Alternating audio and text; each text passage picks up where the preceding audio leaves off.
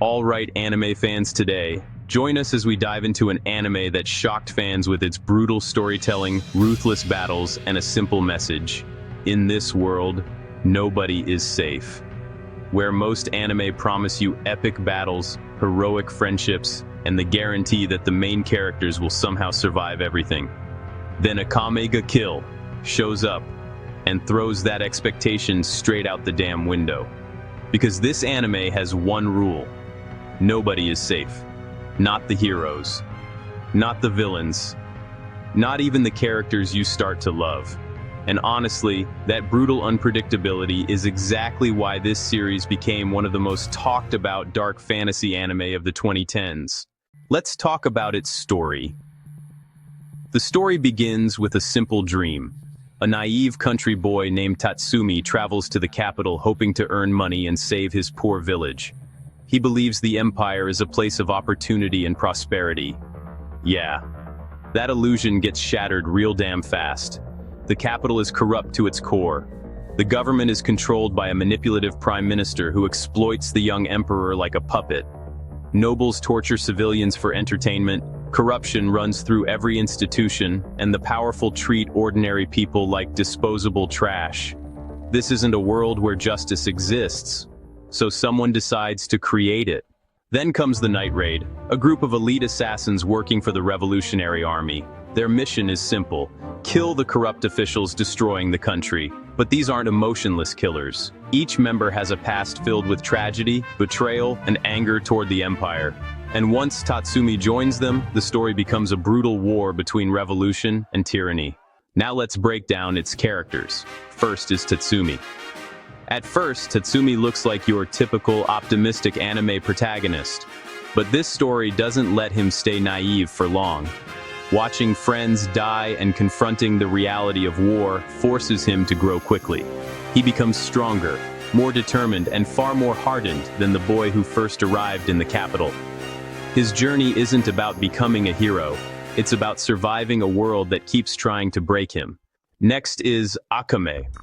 So Akame is the quiet and deadly assassin whose name, actually defines the series.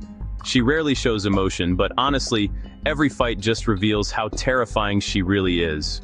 Raised as a weapon by the Empire before she defected to Night Raid, she carries this deep guilt and, well, a really strong moral code. Her sword, Murasame, is one of the deadliest weapons in the entire series. One cut from that blade, and you're dead.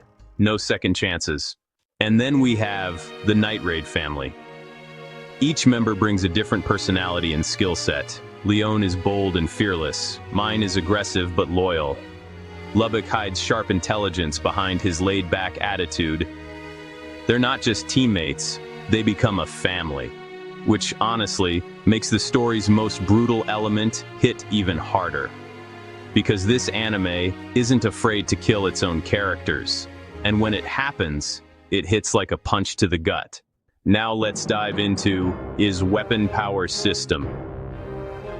One of the coolest ideas in the series is the concept of Tegu, these powerful ancient weapons created by the Empire. Each Tegu has unique abilities. Some transform users into monsters. Some control elements like ice or lightning. Some manipulate space itself. But there's an important rule in the world of Akame ga Kill.